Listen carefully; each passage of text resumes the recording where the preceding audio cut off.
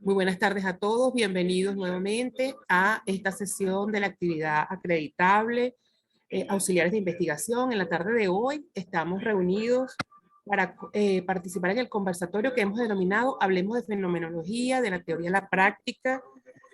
Hoy vamos a tener de invitado al profesor Franklin Núñez, profesor del Instituto Pedagógico de Caracas, profesor egresado de Geografía e Historia, magíster en Geografía Física, doctor en Educación Ambiental y actualmente acaba de terminar su curso postdoctoral en currículo. El profesor Franklin Núñez es jefe del Departamento de Geografía e Historia y además es un profesor que nos apoya directamente en todo lo que tiene que ver con metodología de la investigación, teoría, construcción de teoría para los diferentes programas de posgrado del Instituto Pedagógico de Caracas, tutor, asesor, en fin, profesor que se maneja los aspectos académicos y administrativos de los posgrados y que por eso es que agradecemos tanto que nos regale una tarde de este sábado, una hora de esta tarde del sábado para compartir con nosotros su experiencia, basado principalmente en eso de la práctica. El profesor Franklin Núñez realizó su trabajo de investigación desde la fenomenología. De allí entonces que lo invitamos pensando justamente en esos tips, en esa realidad, en ese trascender de la teoría a la práctica, un poco a partir de la experiencia que vivió y construyó en su propio proceso investigativo y ahora por supuesto que lo va nutriendo cuando asesora y acompaña a sus tutorados también desde la perspectiva fenomenológica. Profesor Núñez, bienvenido. Le decía que aquí tenemos estudiantes del aporte 2020, 21 y 22. Y bueno, siempre es un placer escucharlo. Voy a ir monitoreando el chat a ver si alguien escribió algo por lo pronto. Pero bueno, profe, la pregunta sería, para comenzar, la pregunta sería, ¿cómo pasar de esa teoría a la práctica cuando hablamos de fenomenología? ¿Qué son esas cosas que debemos considerar? Lo otro sería, ¿cómo sé yo entonces en ese paso de la teoría a la práctica de la fenomenología? ¿Cómo sé yo si realmente mi trabajo se pudiese desempeñar desde el método fenomenológico? Bienvenido, profesor. Bueno, Su público. muchas gracias. Buenas tardes. Está. Bueno, usted hizo dos preguntas ni tan generadoras, dos preguntas contundentes, muy acertadas además. Bueno, en principio, pues darle las gracias por esta invitación. Doctora Cecilia, pues todas las bendiciones y salud para usted, porque usted es una pieza fundamental en todo este proceso, así lo ha sido, y lo ha hecho con bastante honestidad, con bastante amor, y eso se agradece. Y por supuesto, pues a la doctora Arismar por invitarme a participar en esta conversación. Fíjese, la profesora Arismar hace dos preguntas, un poco para generar la reflexión, más que para debatir, ¿no? Sino un poco para generar la reflexión. Yo me voy a ir al discurso que tuvo la profesora Arismar desde que dijo el buenas tardes. Y fíjese que la profesora Arismar, cuando me presentaba, decía ahí tal cosa, y es doctor, y tal, pero es profesor. Entonces, claro, la profesora Arismar, sin darse cuenta, tiene un discurso fenomenológico, porque la profesora Arismar siempre se fue a la esencia de lo que uno es profesor. Así uno haga 1500 cursos y posgrado y postdoctorado, uno es profesor. Esa es la esencia. Entonces, ¿por qué hago esta reflexión? Porque, bueno, primero porque creo que es válido que uno siempre mantenga claro que uno, ante todo, siempre es profesor. Y lo otro es porque usted preguntaba cómo saber si el trabajo que estoy desarrollando o la investigación que estoy desarrollando puede abordarse desde el método fenomenológico. Bueno, porque la fenomenología busca eso, busca la esencia de los fenómenos para, a partir de esa esencia de los fenómenos, poder describir, poder interpretar, poder hacer una construcción teórica. Si mi fin último como investigador es generar una teoría una teoría, por supuesto, sustantiva, una teoría con base en la experiencia de los sujetos, de los actores sociales que han vivido el fenómeno, que han vivido el evento que estoy estudiando. Y mi intención es generar una teoría, ¿verdad?, que describa ese fenómeno, que explique ese fenómeno, pero con base en la experiencia de ese sujeto. Entonces, sin duda alguna, la fenomenología puede ser el método a asumir. Cuando decía que las preguntas son preguntas poderosas, es porque a veces uno y usted muy bien lo decía, ¿no? Cuando uno le corresponde asesorar, leer los trabajos de otro, arbitrar artículos, etcétera, uno se da cuenta que pareciera que toda investigación cualitativa, o se asume en algunos casos que toda investigación cualitativa es en esencia fenomenológica, y no lo es. No lo es porque la fenomenología, primero tenemos que entender que el enfoque cualitativo nos permite abordar la investigación desde lo descriptivo e interpretativo o desde lo sociocrítico, lo transformador, lo emancipador.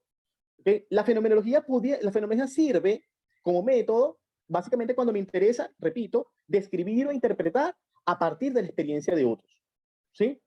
Y la teoría que pretendo generar, o la aproximación teórica, para no hablar de una teoría, sino esa construcción teórica, esa teorización que yo pretendo generar, tiene que ser sobre la base de la experiencia de otros.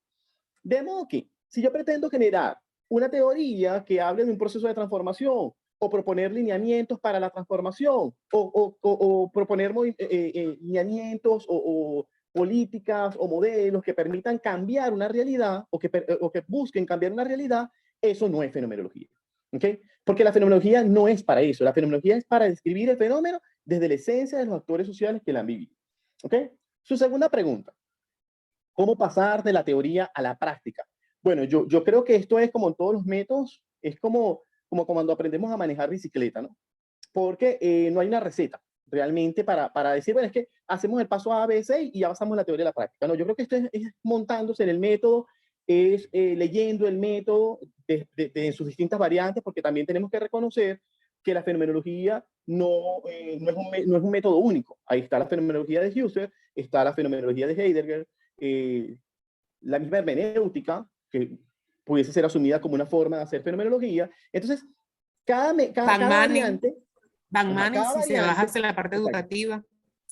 cada variante, muy bien, cada variante puede tener entonces sus propios aditivos, ¿ok? Sus propios sí, aderezos, ¿no? Entonces aquí lo importante es que el investigador, bueno, reconozca, primero se pasee por las distintas variantes y decida, bueno, cuál cree él que se ajusta a lo que él desea hacer, a su propósito de investigación. Y en función de esto, pues vaya practicando, vaya ejercitando. Es decir, como me monto en la biblioteca e intento pedalear, me caigo, bueno, no me funciona, a lo mejor cambio el caucho, cambio la bicicleta, ¿me explico? Es decir, que va a ir haciendo ajustes sobre la marcha. La experiencia definitivamente en cada trabajo de investigación en fenomenología, a pesar de que existan unos pasos, ¿sí? La fenomenología de Husserl, de Heidegger, tiene unos pasos, ¿okay? Unas etapas, más que unos pasos, unas etapas donde se desarrollan algunos procesos, pero bueno, eso no significa que sea rígida. Tú puedes ir ajustando, puedes ir complementando, puedes ir a lo mejor colocándole tu propia manera de hacerlo, ¿no? Lo importante es que no pierdas el norte de para qué sirve el método fenomenológico, ¿no? No nos perdamos en el camino. Y no pretendamos que entonces de la fenomenología podemos llegar a construir estos modelos de transformación o estos lineamientos para la transformación, porque eso realmente no es el propósito de la fenomenología. Otros métodos pudiesen servir para eso, pero no el método fenomenológico. ¿Bien? No sé si con eso respondo sus preguntas. Vi por allí que alguno levantó la mano. Sí, profe, sí. Yo creo que para empezar esta conversación está muy puntual y además me parece que es muy pertinente, ¿no? Creo que de todo lo que señaló, lo importante es entonces resaltar que hablamos es de la esencia, se persigue la esencia y se reconstruye la experiencia vivida por los sujetos. Es decir, que no es que yo le voy a preguntar cómo lo vio el otro que no lo vivió. Tiene que ser un actor fundamental, y hago el inciso porque esto lo separaría de la teoría fundamentada. En la teoría fundamentada necesariamente tú no tienes que haber vivido el fenómeno. Fabián tenía la mano levantada. Voy a, aprovechando su intervención, profe, sobre todo el tema de los informantes, porque eso que usted dijo es fundamental. Para la fenomenología, el informante no es una persona que a lo mejor sabe mucho del fenómeno porque lo ha estudiado, me explico, Sí. o porque lo ha leído, o porque tiene libros, por ejemplo, de educación a distancia, ¿no? Que es un tema que ahorita a lo mejor está muy en boga, lo he visto mucho en muchas propuestas por el tema De la del pandemia. distanciamiento social por el coronavirus. Entonces a lo mejor yo soy muy experto, un tecnólogo en educación a distancia, pero en mi vida he dado clases de educación a distancia. ¿Okay? No sé si comprenden la diferencia. A lo mejor yo soy un teórico porque he estudiado mucho educación a distancia, pero en la práctica nunca he dado educación a distancia, nunca he ejercido la educación a distancia. Entonces, esto pareciera ser una contradicción, pero esto ocurre muy a menudo, ¿no? Vemos, por ejemplo, en nuestras universidades, sin ánimo de cuestionar nada, vemos en nuestras universidades muchos profesores universitarios formando profesores, pero que ellos en su vida han dado clases en un liceo. Entonces, bueno, ¿cómo Es enseñarle a correcto. otro a trabajar en un liceo, en una institución de nivel de media, si tú no lo has hecho? Ah, porque sabes mucho de la teoría, ¿no? Entonces, cuidado con estos puestos que sabemos mucho de la teoría, porque probablemente esa no es la experiencia que busca la fenomenología. ¿Okay? Tiene que ser, como decía la doctora Marcano, una experiencia vivida. ¿Okay? Y a lo mejor quien la vive no es un gran teórico en términos de que quien la vive no es el más letrado, el que tiene más títulos. Pero bueno, si yo estoy trabajando, por ejemplo, un tema de educación a distancia, a lo mejor a quienes tengo que preguntarles, a los A estudiantes, los a los estudiantes. papás, a quienes viven la cotidianidad del fenómeno. ¿Sí? Porque sobre eso es que yo voy a teorizar. Que después, en una de las fases, en la fase final, yo pueda triangular con mis grandes teóricos de educación a distancia, no para validar, porque aquí no se trata de validar, sino simplemente para, de alguna manera, contrastar o robustecer el discurso. Eso es válido. ¿Ok? Pero aquí, en la fenomenología, quizás lo bonito del método fenomenológico es que aquí estos sujetos que han vivido su experiencia, independientemente de su nivel académico, se convierten en nuestros, por decirlo de alguna manera, nuestros teóricos, ¿ok? Y tienen la misma relevancia que cualquier otro autor que haya escrito libros o artículos. Porque aquí lo que nos interesa es su experiencia, y sobre la base de esa experiencia es que vamos a construir. ¿Bien? Muy bien, excelente. Fabián, que tenía la manita levantada. Hola, doctora, muchas gracias por la palabra. Sí, cómo no. Pues el doctor me quitó la palabra porque yo el día de ayer la otra vez yo le envié esta invitación y yo investigué un poquito acerca de la fenomenología. Y resulta que yo también quería preguntarle eso, que si el estudio era desde la experiencia o desde el perfil del docente. Porque es que, como decía el doctor, el docente puede tener un perfil excelente y da muy bien el curso, pero él nunca ha ofertado el curso, nunca ha sido docente. Entonces, esa era mi pregunta, pero pues ya el doctor me la contestó, entonces muchas gracias. Gracias a usted. Fíjense, con esto de la fenomenología, a veces a la gente le da un poco de miedo porque nos empezamos a preguntar, ¿y qué pasa con mi experiencia como investigador? ¿Y qué pasa con lo que han dicho los teóricos? Esto no se parece, a lo mejor esta experiencia no se parece a lo que dicen los teóricos en los manuales. Bueno, eso es justamente lo rico de la teoría, de la fenomenología, que te permite construir a partir de las experiencias muy particulares de estos sujetos y aportar al conocimiento algunos elementos que a lo mejor hasta ahora no habían sido considerados, algunos elementos que hasta ahora habían sido invisibilizados o que no se habían tomado en cuenta porque no venían del estudio riguroso científico positivista. Entonces, quizás la fenomenología tiene de bonito esto, ¿no? Que permite empezar a validar, a poner sobre el tapete, a develar las experiencias de sujetos en comunidades, en escuelas, es decir, sobre fenómenos que son tan válidas porque son sentidas, porque son vividas. Y entonces empezamos a hablar de qué los motiva, de cuáles son sus emociones, qué los mueve, cuáles son sus modos de vida. ¿Okay? Y empezamos a construir una teoría sobre la base de estos sujetos. No sé si hay alguna otra No pregunta. sé si hay alguien más que tenga alguna pregunta o reflexión o comentario o pudiese partir de decirnos si alguno de los que está en la sala está trabajando o ya ha iniciado pues de frente formalmente su trabajo de investigación empleando el método fenomenológico y que bueno, que tenga alguna pregunta, alguna inquietud, alguna reflexión. No, este es un escenario importante para empezar a compartir esas experiencias, ¿no? ¿Cómo diferenciar, profe, la fenomenología de otros métodos? Porque incluso uno cuando está en el camino del desarrollo investigativo, probablemente tú tengas la certeza de que tu trabajo es, es interpretativo. Es decir, yo quiero interpretar una realidad, yo tengo la certeza de eso. Pero cuando uno esboza el método, todo lo que es el paradigma interpretativo, se da cuenta que hay muchos métodos que pudiesen servir. ¿Cómo yo pudiese ir decantando, reflexionando para yo saber que definitivamente sí es este método? ¿Es exclusivo con que yo sepa simplemente que quiero trabajar con los fenómenos y con las personas que vivió el fenómeno? ¿O habrán algunas otras pistas, otros indicadores, otras cosas que me permiten a mí tener la certeza?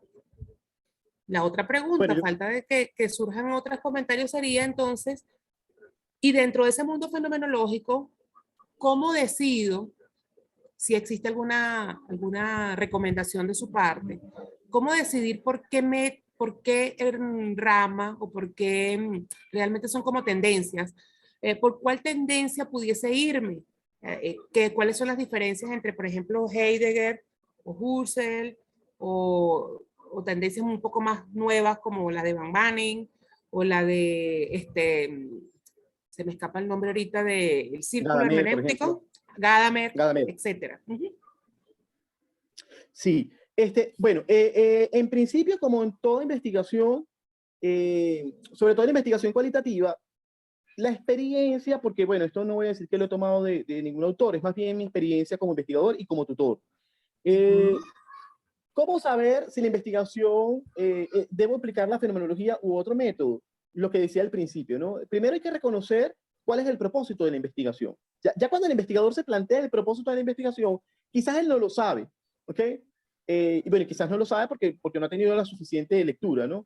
Pero a lo mejor su tutor sí lo puede saber, porque su tutor pudiese orientarlo, ¿no? No significa que los tutores seamos expertos en todos los métodos. Pero, bueno, el hecho de tener un poquito más de experiencia en investigación cualitativa, pues nos da cierta posibilidad o ciertos criterios para decidir. Entonces, lo primero que yo creo que debemos considerar es el propósito. Si nosotros planteamos un propósito, en función de ese propósito, nosotros lo que tenemos que tener claridad es para qué nos sirve cada método. ¿Ok? Por ejemplo, el método etnográfico, por ejemplo. El método etnográfico nos va a permitir trabajar en comunidades, pero ¿cuál es la diferencia, por ejemplo, entre el método etnográfico, que también es un método descriptivo o interpretativo? Sí. O sea, dentro de la investigación, dentro del enfoque cualitativo, el método etnográfico también sirve para hacer investigación interpretativa.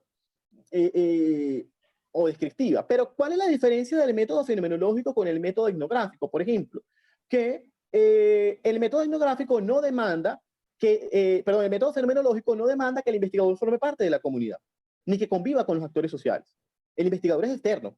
Yo puedo acercarme a los actores sociales o a los informantes y entrevistarlos o observarlos, pero sin necesidad de compartir su cotidianidad. El método etnográfico sí demanda que los investigadores convivan con los actores sociales. ¿Okay? No basta con entrevistarlo, no basta con hacer una observación particular, sino que usted tiene que convivir con ellos, vivir su cotidianidad, formar parte, tratar de integrarse a sus costumbres, ¿ok? Porque usted tiene que incluso formar parte de esa cotidianidad para poder entonces hablar con propiedad de qué es lo que pasa en ese mundo, en esa comunidad. ¿Okay? Entonces, bueno, allí tenemos otra diferencia, porque bueno, si el propósito a lo mejor es interpretar o es escribir, pudiese generar la duda bueno, ¿qué método utilizo? ¿El etnográfico o el fenomenológico? Entonces, aquí tenemos que empezar a ver los métodos para revisar qué me exige cada método, cuáles son las bondades de cada método, y si eso me permite llegar a el propósito que yo he establecido. ¿Y cuál va a ser disculpe, profe, cómo puede ser mi participación o cuáles son mi función como investigador en el proceso investigativo? ¿Cómo me inserto yo? Así es, así es. Lo otro es la realidad, ¿ok? O sea, hasta dónde, cuáles son las condiciones de esa realidad y hasta dónde yo puedo acercarme a esa realidad. ¿Okay? Eso que usted decía, bueno, ¿cuál va a ser mi rol como investigador? Entonces, desde el punto de vista de métodos interpretativos, quizás a lo mejor un ejemplo pudiese ser esto, ¿no? El fenomenológico y el etnográfico, porque ahí hay una marcada diferencia. Bueno, un poco para dar ideas, ¿no? Porque sí. Entiendo que esto es una conversación. Sí, pero Dairo tiene la mano levantada también, ahorita le vamos a dar la palabra. Ya le damos la palabra a Dairo. Entonces, lo otro es, por ejemplo, lo que decía sobre, bueno, trabajo en un enfoque cualitativo, pero si mi propósito no es describir, de interpretar, sino que mi propósito es emancipar a los miembros de una comunidad, transformar a los miembros de esa comunidad, entonces ya yo sé que eso no es interpretativo, no es descriptivo, eso es sociocrítico, y en consecuencia, allí el método debería ser el método de investigación-acción. Que yo pudiese combinar el método de investigación-acción en alguna de las fases de la investigación con otros métodos, es válido. ¿ok? Incluso Sí. con métodos propios del positivismo, es válido. Pero el método central, el grueso de la investigación, se Eso va sí. por, se va por la investigación sin participar. Entonces, acá, digamos que el tema del propósito, yo creo que es fundamental, porque cuando tú decides cuál es el propósito o el objetivo general de tu investigación, tú estás marcando ya no solamente el paradigma que estás asumiendo, sino incluso pudieses estar marcando incluso el método que estás asumiendo.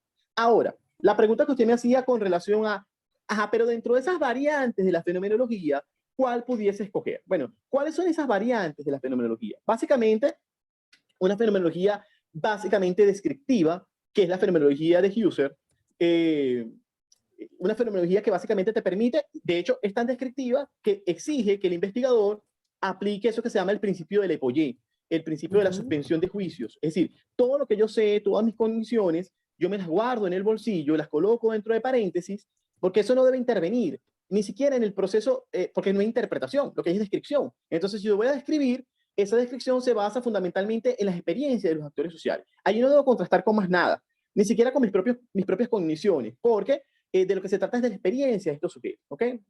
Construir a partir de esas intersubjetividades. Eh, la otra vertiente, que es un poco más la de Schultz, la de Heidegger, aunque incluso la de Gadamer, hace referencia, si bien son inspiradas, sobre todo la de Heidegger, es inspirada en la corriente de Husserl, bueno, porque Husserl además es su maestro, él cuestiona el tema de poner dentro de paréntesis las condiciones del investigador. Porque dice, bueno, ahí están las motivaciones, esas experiencias también son válidas, eso puede servir para triangular, eso puede servir para interpretar. ¿Ok? Entonces, ahí hay una clara diferencia entre qué métodos pudiese utilizar. El método propiamente fenomenológico de Husserl, que no lo vamos a encontrar, esto es otra cosa que tenemos que aclarar, no existe un manual, o por lo menos no lo conozco yo, no voy a decir que no existe, pero no lo conozco, estoy casi seguro que no existe un manual escrito por Husserl que diga el método fenomenológico y ahí está todo el método. No, eso se encuentra contenido en 4 o 5 manuales, ¿verdad? Y es, bueno, los investigadores quienes han venido reconstruyendo ese método, ¿no? Heidegger sí plantea un poco más estructurado un método que apunte hacia la interpretación. ¿Okay? Y la hermenéutica, que ya es propiamente interpretación, porque todavía en Heidegger encontramos algunos vicios, algunos vicios no, porque pareciera que es malo. Encontramos algunos indicios de fenomenología. En el caso de Gadamer, aquí esto sí es propiamente hermenéutico. Ya ni siquiera se habla, porque Heidegger sigue hablando de la fenomenología, ¿ok? Pero hacia la interpretación. Gadamer ya lo declara propiamente hermenéutico, a pesar de que se parece, porque permite la interpretación, se parece a la fenomenología de Heidegger. Pero a diferencia de que este desarrolla su propio método, porque aquí vamos a ver esto del círculo virtuoso o círculo hermenéutico, que entonces, bueno, ya le da su toque particular a esa manera de hacer interpretación, ¿ok? Para no hablar de fenomenología, a esa manera de hacer interpretación o construir una teoría con base en la interpretación. Entonces, allí hay una clara diferencia entre esas tres tendencias, esas tres grandes tendencias en el mundo fenomenológico. Una propiamente de la descripción, que la encontramos en las obras de Husserl, una fenomenología interpretativa que la encontramos en las obras de Heidegger, y ya un enfoque cualitativo, básicamente hermenéutico, que pudiese parecerse a la fenomenología interpretativa de Heidegger, pero que tiene sus propios métodos, sus propios procesos, entre ellos este círculo virtuoso al cual he hecho referencia, que es la fenomenología, el método hermenéutico de Gadamer, ¿okay? Lo que plantea el propio Gadamer. Dairo. Buenas tardes, profe. Una pregunta. ¿Por qué para Husserl la fenomenología no ansía descartar nada de lo representado en la conciencia? ¿Por qué? No escuché bien la pregunta. ¿Puedes repetirla? Sí, ¿por qué para Husserl la fenomenología no se representa a través de la conciencia como tal? Explíqueme eso, que yo eso nunca lo he entendido. Le voy a repetir la pregunta nuevamente. Ajá. ¿Por qué para el mundo Husserl la fenomenología no ansía descartar nada de lo representado en la conciencia. Explíqueme eso que yo nunca he podido entender. Claro, lo que pasa es que escucho como un ruido. Sí, hay un micrófono abierto, por favor. Si escucha que se escucha, si escucha algo así como intercortado, porque ya aquí empezó a llover y probablemente a lo mejor empieza a fallar el internet.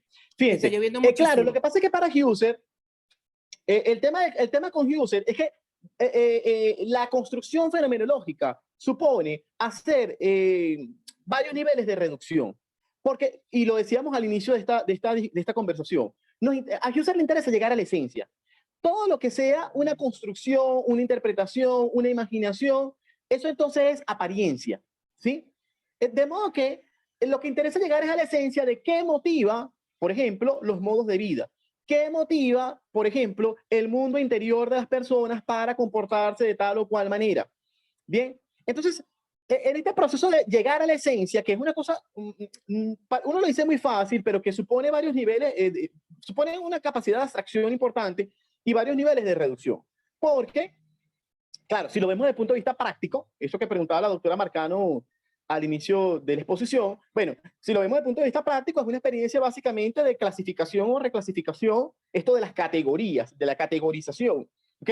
Pero desde el punto de vista del pensamiento, esto supone que el investigador debe tener las suficientes herramientas, las suficientes competencias como para poder descartar todo lo que sea aparente. ¿Y qué significa todo lo que sea aparente? En términos simples, todo lo que sea adorno, todo lo que yo le digo generalmente a mis estudiantes o a mis tutorados, imagínense cuando estábamos en la escuela, que nos decían, bueno, de este texto, de este párrafo, subraya la idea principal, la idea secundaria, la idea terciaria. Bueno, esas ideas secundarias, terciarias, que sirven es para ejemplificar, que sirven es para adornar, que sirven es para... Eso es apariencia. Eso es apariencia. Entonces, por eso es que para Husserl, lo que nos interesa, a Husserl lo que le interesa es llegar a la esencia, ¿sí? ¿Y cómo se llega a la esencia? Bueno, cuando tú pasas por varios niveles de clasificación o por varios niveles de categorización que te permiten ir reduciendo, por eso se habla de las reducciones fenomenológicas, te permite ir reduciendo, ¿verdad? Todo todo eso que se encuentra en la conciencia, en el imaginario del sujeto, ¿verdad? O de los sujetos, porque aquí básicamente es una construcción desde las intersubjetividades, todo ese que se encuentra en el mundo interior de los sujetos, bueno, irlo reduciendo, quitando todo eso que es aparente, ideas secundarias, terciarias, todo eso que adorna, todo eso que, para quedarnos con la esencia, ¿ok? Con la razón verdadera. De eso se trata, de llegar a la razón verdadera. ¿Ok? Entonces, esto, bueno, no es que sea imposible. Bueno, si fuese imposible, no existieran trabajos fenomenológicos. Lo que pasa es que demanda que el investigador dedique muchísimas horas, ¿verdad? Y vuelva otra vez, porque fíjense que pasa, bueno, y esto pasa con casi todos los métodos o con todos los métodos cualitativos, sobre todo cuando aplicamos entrevistas a profundidad. Pero en el caso de la fenomenología, el investigador, una vez que desgraba su entrevista, ¿verdad? La tiene allí, la lee, la relee, la vuelve a leer, la deja un tiempo que descanse, vuelve sobre ella, porque si tú, como investigador, un poco lo que decía la profesora Marcano, bueno, la práctica, si tú como investigador tomas la entrevista, las desgraba y empiezas a montar las categorías, y si pasa, muy probablemente, tú no le has permitido a tu cerebro, a tus estructuras cognitivas, pensar esa entrevista, depurar esa entrevista para quedarte verdaderamente con la esencia.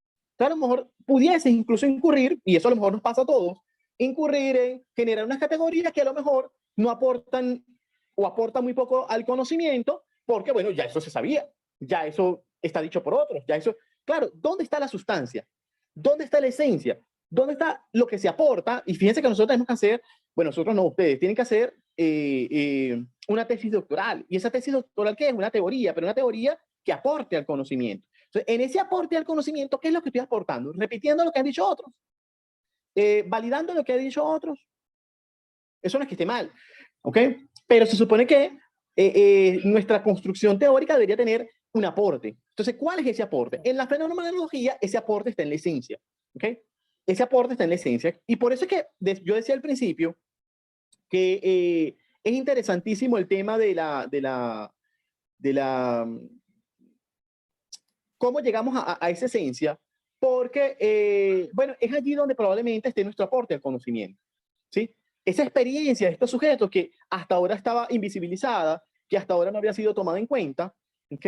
Cuando nosotros empezamos a develar, a escudriñar, a ver con pinzas, con lupa, qué es lo que hay en ese mundo interior y llegamos verdaderamente a la esencia, probablemente a lo mejor, probablemente, no significa que esto esté garantizado, pero probablemente estemos develando. Ajá, fíjense lo interesante de esta palabra, de este verbo, develar, que lo utilizamos mucho en la investigación cualitativa. Correr el velo. Correr el velo significa, bueno, quitar, así como que estamos quitando las cortinas, toda la tela que adorna, para llegar a la esencia, ¿sí? Y eso es lo que procura Husserl, ¿ok? Por eso es que para Husserl, y yo lo decía hace un momento, no es ni siquiera importante lo que piensa el investigador. Mis cogniciones sobre el fenómeno, lo que yo me haya leído, lo que digan los teóricos, ni siquiera es importante. Miren, tanto así, que, y quizás a lo mejor esto es una postura muy personal, pero yo incluso cuando he estado leyendo los trabajos de Husserl, yo incluso me he llegado a cuestionar, me he cuestionado yo, y a mis tutorados, digo, bueno, ¿hasta qué punto es importante, por ejemplo, un capítulo de un marco teórico en una investigación fenomenológica que se apegue a Husserl? ¿Para qué me sirve ese marco teórico? ¿Para qué me sirven unos antecedentes? Si realmente la teoría, ¿verdad?, debe emerger es de las experiencias de estos actores sociales. ¿Okay? Claro, entendemos que en el mundo científico siempre va a ser importante revisar lo que han hecho otros, porque eso nos permite saber cómo lo han hecho, porque nos permite saber hasta dónde ha llegado, porque nos permite incluso validar, si queremos utilizar el término, nos permite incluso validar hasta qué punto esto que yo estoy develando es verdaderamente un aporte al conocimiento y no lo han dicho otros. Visto desde ese punto de vista, es válido. Pero que no se entienda ese marco teórico que estamos acostumbrados a hacer, ¿ok? O que no se entiendan los manuales, todos estos fundamentos epistémicos que estamos acostumbrados a revisar como lo verdaderamente importante. O como lo que me va a validar la experiencia de los sujetos. No, la experiencia de los sujetos es válida, y más en fenomenología, porque ellos la vivieron. Porque la vivieron. ¿Okay? Si ellos la vivieron, eso le da suficiente validez a la investigación. Ahora, ¿dónde está el meollo del asunto? En la habilidad que tenga el investigador para escudriñar dentro de esa experiencia y llegar realmente a la esencia. ¿A qué lo motivó? ¿Okay? ¿Qué ocurre realmente en ese mundo interior o en esos mundos interiores? ¿Qué origina, qué motiva estos modos de vida? ¿Okay? Eso es importante. Te interrumpa. Sin embargo, Husserl, él prioriza Ven. Él prioriza ¿cómo le diría? Él, para buscar una palabra exacta, para no especular tanto, él, ya déjeme a ver cómo le cuadro esto para hacerle bien la pregunta, con base en lo que usted ha dicho. Sin embargo, Husserl, él prioriza aquello que se muestra, él se muestra entre comillas. ¿Por qué digo eso? Porque el individuo únicamente puede hablar de su experiencia, ¿cierto? ¿Estamos de acuerdo ahí? ¿Sí? ¿Me está escuchando, profe? Sí, estoy escuchando, sí. Ya, el individuo solamente puede hablar de su experiencia. Y precisamente de aquí se deriva que el comportamiento del ser humano está definido de sus vivencias como tal. ¿Cierto? Sí, claro. Entonces, bueno, yo creo que estamos en consonancia con eso que usted acaba de decir. Y bueno, también quería preguntarle algo con respecto a Van Banen, cuando él habla del objetivo de la fenomenología. Él dice que la fenomenología en su objetivo se reside en transformar la experiencia. Esa experiencia vivida como una expresión de la esencia. Eso le agradezco, por favor, ayúdemelo a entender, le agradezco, por favor. Claro, lo que pasa es que, fíjate, eso tiene que ver con las ramas que estábamos hablando de la fenomenología hace un momento. Y antes de pasar la pregunta que me hacías, la última pregunta que me hacías, quiero aclarar lo siguiente. Cuando hablamos de la experiencia del sujeto, a lo mejor yo he sido muy insistente en hablar de la experiencia del sujeto, del sujeto, del sujeto. Claro, pero cuando nosotros vamos a generar una teoría, muy probablemente no, a menos que sea y si es una particularidad de un ser humano, entonces a lo mejor allí ni siquiera usamos la fenomenología y utilizamos el método narrativo biográfico, por ejemplo. Porque el método narrativo biográfico sí nos permite construir sobre experiencias de un sujeto en particular. La fenomenología aborda más bien fenómenos y los fenómenos no corresponden a la vivencia de una sola persona. ¿Okay?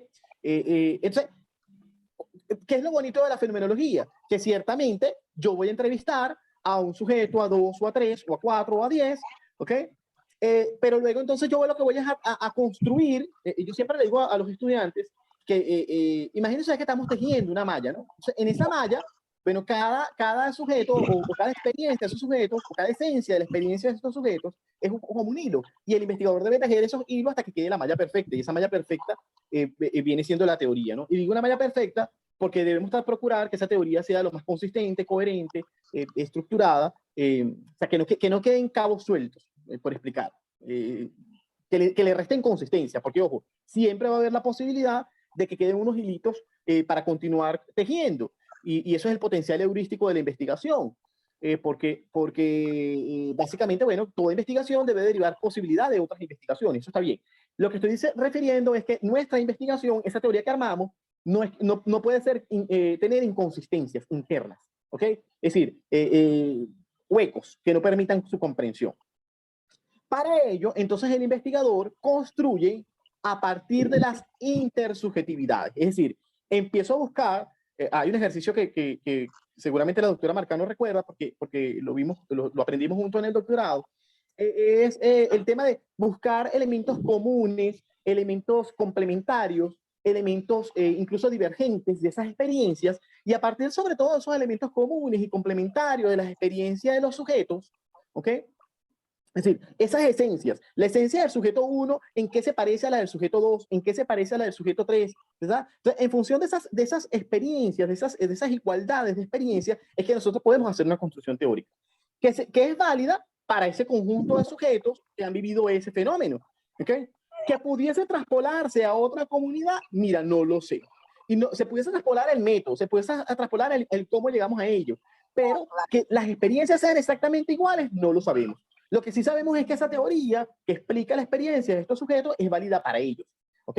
Es común entre ellos. A lo mejor uno lo vive un poco más, otro lo vive un poco menos, uno lo expresa de una manera, otro lo expresa de otra manera, pero lo interesante acá es que como estamos quitando justamente los adornos y estamos llegando a las esencias, entonces esas esencias van a ser lo más parecidas posibles, ¿sí? Y es lo que nos va a permitir entonces construir esa teoría que dé cuenta o hacer esa aproximación teórica que dé cuenta del fenómeno que estamos estudiando. Con relación a tu pregunta, la fenomenología, el objeto de la fenomenología es transformar la experiencia vivida. Bueno, depende de la rama de la fenomenología. Transformar la experiencia vivida, ¿qué significa transformar la experiencia vivida? ¿Ok? Si se trata de transformar eso del lenguaje cotidiano al lenguaje científico técnico, sí. ¿Ok? Sí, de eso también lo hace la fenomenología, como lo hacen todos los métodos de investigación cualitativa. Es decir, nosotros tenemos una narrativa de unos sujetos, ¿ok? Unas expresiones de unos sujetos que a lo mejor por su lenguaje, por sus condiciones incluso culturales, cotidianidad, sociales, etcétera, ¿ok? Pues está expresado en un lenguaje coloquial, cotidiano, y es el investigador quien en ese proceso de reducción, de categorización, busca entonces expresar eso en un lenguaje, bueno, a lo mejor no en un lenguaje propiamente técnico, pero un lenguaje pues un poco más depurado. ¿Okay? Lo que sí debe garantizar el investigador es que eso que yo estoy expresando en un lenguaje quizás un poco más acabado, más refinado, pues guarde la esencia de lo que dijo el sujeto. ¿Okay? El error que no podemos cometer es transformarlo en un lenguaje tan refinado que pierda la esencia de lo que dijo el sujeto o de lo que vivieron los sujetos. ¿Okay? Entonces, allí yo sí compro la idea de que la fenomenología, pero eso es válido para todos los métodos, busca transformar las experiencias vividas de los sujetos en términos de expresiones, en términos de cómo refiero esas experiencias. Ahora, si lo que refieres es que la fenomenología busca transformar estas experiencias para cambiar su modo de vida, eso no es fenomenología. En ninguna de las posturas de la fenomenología. ¿Ok? Y mucho menos en el ámbito educativo. O sea, porque no es la tarea de la fenomenología. A lo mejor por eso ya empecé diciendo que en investigación cualitativa se asume incluso la fenomenología como un enfoque. Yo he visto esto, ¿no? No sé si ustedes lo han visto, y con esto hay que tener cuidado. Se ha asumido incluso, porque bueno, a veces nosotros decimos, bueno, es que si está publicado es porque es válido, si está publicado es porque es verdad, bueno, sí, pero usted asume las consecuencias del autor con el que se casa, ¿no? Usted asume las consecuencias de las fuentes que está consultando. Yo, a mi tutorada, de entrada, bueno, el que va a trabajar con user layers en los materiales user, los que se consigan disponibles, los que yo tengo disponibles, el que va a trabajar con header, porque es que a veces nos ponemos a consultar fuentes secundarias o a Franklin Núñez, por ejemplo, pero Franklin Núñez sí ha leído a Husserl, pero Franklin Núñez no es el padre de la fenomenología. Entonces váyase a la fuente original, porque yo puedo tener una interpretación y usted puede tener la suya. ¿Okay? Entonces aquí vamos a pasar horas discutiendo sobre quién tiene la razón. Y seguramente usted tiene parte de la razón y yo tengo parte de la razón. ¿Me explico? Pero aquí lo interesante es que cada quien, bueno, yo siempre le recomiendo a las personas, busque la fuente original. Si usted va a hacer comparativo continuo, comparativo constante, teoría fundamentada, no se va a leer, usted se puede leer el trabajo de Arimar Marcano, que es una dura en métodos comparativos continuos. Ajá, pero el trabajo de Arimar Marcano es un referente para ver cómo lo hizo ella. Ahora, usted, claro, el método no lo puede citar de Arimar Marcano. Usted el método tiene que citarlo de quién? De Strauss y Corbin. De clase de Strauss y Corbin. Bueno, porque esa es la gente que lo hizo. Ah, bueno, que hay algunas adaptaciones. Ok, usted verá con qué pimiento o qué sal le echa de aderezo a su método. Eso es válido en la investigación cualitativa. Pero lo que usted no puede descuidar son las fuentes originales. ¿Okay? Porque cuando usted descuida las fuentes originales, entonces nos perdemos en el camino. ¿Okay? Nos perdemos en el camino. Es lo que yo decía al principio. Yo me he encontrado que hablan del enfoque fenomenológico. Bueno, el enfoque fenomenológico o el enfoque es cualitativo. ¿Qué es lo que es el enfoque? La fenomenología, ¿qué es? O sea, la fenomenología hay personas que ni siquiera la tratan como un método, no, la fenomenología tiene sus procedimientos. Entonces, ¿por qué descuidarlos, no? Ahí es donde yo haría el alerta. Pero para volver a tu pregunta, esa transformación debe ser entendida en términos de más que de cómo paso esa cotidianidad de los sujetos a un lenguaje un poco más acabado, un lenguaje un poco más científico o un lenguaje científico, más que pensar que puedo transformar la cotidianidad de esos sujetos. Eso no sería fenomenología. Y de hecho eso es lo que no se hace cuando abordamos este tipo de métodos interpretativos, ¿no? Yo no escuché muy bien el aspecto cuando tocabas el tema de la tecnología, porque tenía un poquito de problema con el audio. Yo no sé si eso de la tecnología está asociada al uso de software para la categorización. ¿Era referente a eso? No. Ah, no. ok. No, era porque no escuché, entonces tenía la duda.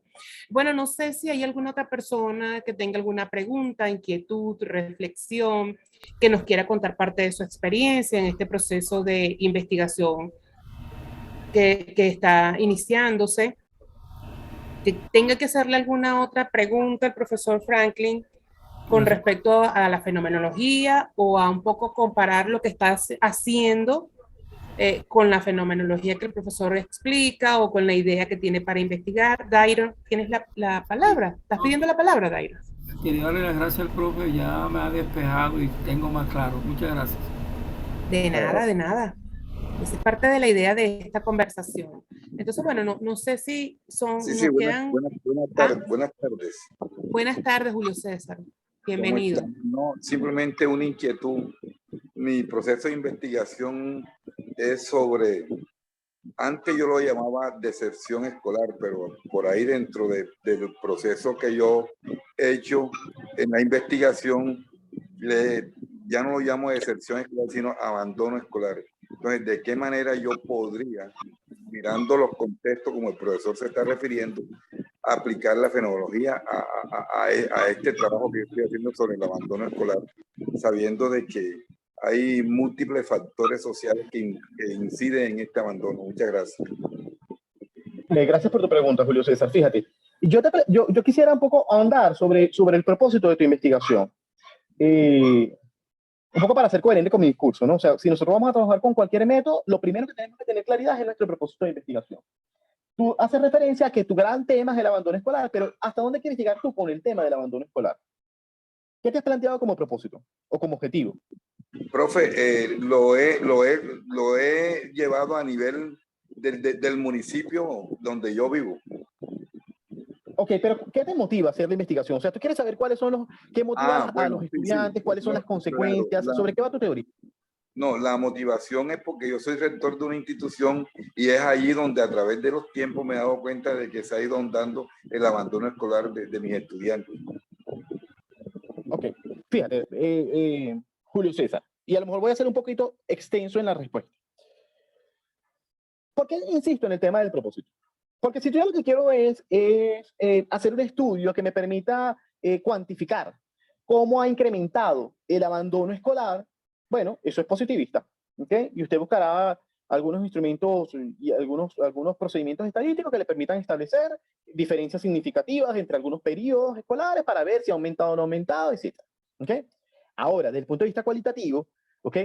Y propiamente desde el punto de vista interpretativo o descriptivo, para enfocarlo en el caso de la fenomenología, usted, por eso insisto en el tema del propósito, porque si usted va a estudiar qué motiva a los estudiantes, ¿verdad?, a abandonar la prosecución de sus estudios, para ponerlo en términos simples, eso usted lo puede abordar perfectamente de la fenomenología de Husserl. ¿Por qué? Porque usted básicamente hará unas entrevistas a esos estudiantes, a lo mejor requerirá entrevistar a los representantes para triangular hacer una triangulación de fuentes, porque bueno, una cosa es la motivación del estudiante y otra cosa es lo que le diga el representante. A lo mejor el papá dice, bueno, mira, o la mamá dice, bueno, mira, lo que pasa es que en la casa no tenemos cómo alimentarnos y el muchachito tiene que buscar la manera como traer recursos a la casa, ¿verdad? Y a lo mejor el muchachito le dice, bueno, además de eso, es que yo no me siento cómodo en la escuela porque siento que mis compañeros me discriminan, porque siento que me hacen bullying, porque, o sea, hay otros elementos en el sujeto. Entonces, por eso decíamos al principio que es importante saber distinguir muy bien quién tiene la experiencia, quién es el que me va a aportar la experiencia para mi propósito de investigación, para lo que yo quiero develar. ¿Ok? Siendo así, allí perfectamente cabe el método fenomenológico. ¿Okay? Lo que usted tendría que definir es si usted se va a permitir describir lo que pasa en esas motivaciones de esos estudiantes que han abandonado sus estudios, ¿okay? Han interrumpido su prosecución, o si usted va a interpretar. ¿Y dónde está la diferencia? La diferencia está en que si usted va a describir, usted se va a quedar solo con las vivencias de esos estudiantes, de esos actores sociales. Si usted va a interpretar, usted se puede permitir entonces triangular no solamente con la experiencia de los representantes, sino con lo que han dicho los psicólogos, con lo que han dicho los teóricos de la educación, ¿sí? O sea, lo que han escrito otros sobre el tema del abandono escolar. ¿Okay? Entonces, usted allí puede robustecer de alguna manera su interpretación a partir de lo que han dicho otros. ¿Bien? Si usted, dentro de ese abandono escolar, usted como rector, usted dice, bueno, pero es que a mí ni una cosa ni la otra. A mí no me sirve cuantificar, comparar cuánto se ha incrementado entre un periodo escolar y otro, o qué motiva a los estudiantes, sino que yo quiero acabar con esta situación, yo quiero revertir esta situación. Bueno, entonces ya sabemos, ya lo hemos dicho en este tiempo, además ustedes lo saben por su experiencia en el doctorado, que aquí no cabe la fenomenología, sino que aquí tendríamos que hacer una investigación más hacia lo sociocrítico, más hacia la investigación y acción, donde usted haga unos planes de intervención y aplique y revise sus planes de evaluación, la efectividad, y modifique y vuelva a aplicar y haga tantas intervenciones como sean necesarias hasta que usted sienta que ese proceso se ha revertido y que los estudiantes se encuentran más motivados y con mejores condiciones para seguir en sus estudios. Entonces, dije que iba a ser un poco extenso en la respuesta porque quise mostrar las posibilidades, como desde un tema yo pudiese abordarlo de una manera muy simple, ojo, porque aquí no hemos hecho una gran teoría, pero necesitamos una clase magistral, pero como un tema, un solo tema, yo puedo abordarlo desde los tres paradigmas, ¿ok? Pero claro, porque tengo propósitos distintos. Bien, no sé si con eso, Julio César, respondo a tu pregunta, y si no, si hay dudas, pues por favor, formularlas. No, profe, muchas gracias. Ciertamente, mucho de lo que usted nos ha dicho, yo lo vengo aplicando allá, porque la idea fue que lo inicié a nivel de mi colegio y después me fui extendiendo a nivel del municipio, y la idea es precisamente ubicar de qué manera podemos ayudar a las autoridades municipales a que esto se trate de corregir o que el abandono pues no se dé, o si se dé en lo más mínimo. Entonces, en todo lo que usted me dice, sí, me ayudó bastante. Gracias, profe. Vale, muchas gracias. Robin. Profe, Robin tiene el derecho de palabra y con él estaríamos finiquitando pues esta sesión, a menos que surja otra pregunta, otra reflexión. Vale, Robin, tienes el derecho de palabra. Okay. Buenas tardes, doctor Franklin. Buenas tardes. Doctor, mire, en realidad mi inquietud está relacionada con las técnicas que se utilizan en el método fenomenológico. Yo actualmente estoy en la etapa de elaboración de mi intención investigativa. Y bueno, el objetivo que yo persigo es el de generar un modelo pedagógico basado en competencias científicas, mediado por la virtualidad. Entonces, bueno, yo he declarado que como técnicas a utilizar está la entrevista en profundidad, pero también pienso utilizar la revisión documental. Entonces, esa parte, esa última técnica, me gustaría saber, bueno, ya usted tiene experiencia en este método, si es coherente que se utilice. Vale, Robin. Fíjate, voy a irme a lo que tú has planteado sobre generar un modelo pedagógico basado en las competencias científicas, si mal no anoté. El objetivo específico dice generar un modelo pedagógico basado en competencias científicas de física mediado por la virtualidad, orientado a docentes de educación media. Ok. Ahora te pregunto, esos docentes que tú estás entrevistando tienen suficiente experiencia en la virtualidad. Sí, esos informantes actualmente, desde hace ya mucho tiempo, vienen utilizando recursos virtuales en la enseñanza de la física. Ok, muy bien. ¿Por qué tengo la pregunta? Porque si estos informantes han de alguna manera ensayado en su praxis o en su práctica, han aplicado estrategias para la enseñanza mediada o para la enseñanza en el medio de la virtualidad, y esas experiencias han sido exitosas y en su praxis ellos han reflexionado que estas experiencias pues han sido exitosas. Bueno, perfecto. Perfecto, porque ellos tienen la suficiente experiencia como para tú construir un modelo sobre la base de lo que ellos han hecho. ¿Ok? Ahora, y eso es fenomenológico, eso pudiese ser fenomenológico. Ahora, cuando tú me preguntas sobre las técnicas, la entrevista, por supuesto la entrevista cualitativa a profundidad es una técnica por excelencia para cualquier método cualitativo y más para el fenomenológico. Tú me preguntas por el análisis documental. Ajá, el análisis documental. Por supuesto que sí, porque fíjate tú que, ¿qué pasa? Y esto que sea válido para todos los métodos. Y si no es válido, pues me corrigen, la doctora Marcano, la doctora Cecilia. Cuando tú desgrabas, bueno, y cualquiera que me quiera corregir, yo también me puedo equivocar. Cuando tú desgrabas la entrevista, la transcribes, ¿qué es eso? En fenomenología, eso se llama la descripción protocolar. Así se llama en fenomenología, la descripción protocolar. Ah, ¿pero qué es eso, la descripción protocolar? No es otra cosa que un documento. Entonces tú le puedes dar el mismo tratamiento, que le das a otros documentos. Ahora, lo que tenemos que revisar, o lo que tendrías tú que revisar con tu tutor, es cuál es la naturaleza de ese documento. ¿Okay? Porque si bien es cierto que le puedes dar el mismo tratamiento, ese documento debe tener ciertas condiciones, ¿verdad? Que de alguna manera recoja experiencias, ¿okay? Para que pueda tener el mismo tratamiento. Entonces, si le vas a dar el mismo tratamiento, me refiero a que en el proceso de categorización, cuando tú vas a aplicar los niveles de categorización, las reducciones fenomenológicas, bueno, ese documento puede pasar perfectamente como una entrevista, como la transcripción de una entrevista, y tú aplicas el mismo procedimiento. ¿Okay? Ahora, si no es así, sino que es un documento que más bien pudiese ser una suerte de soporte legal, de marco jurídico, bueno, entonces a lo mejor más bien te sirve el documento, cuando tú haces el análisis documental, que tendrás que definir si en tu procesamiento de información, si en tu sistematización, vas a hacer análisis propiamente documental o vas a hacer análisis de contenido.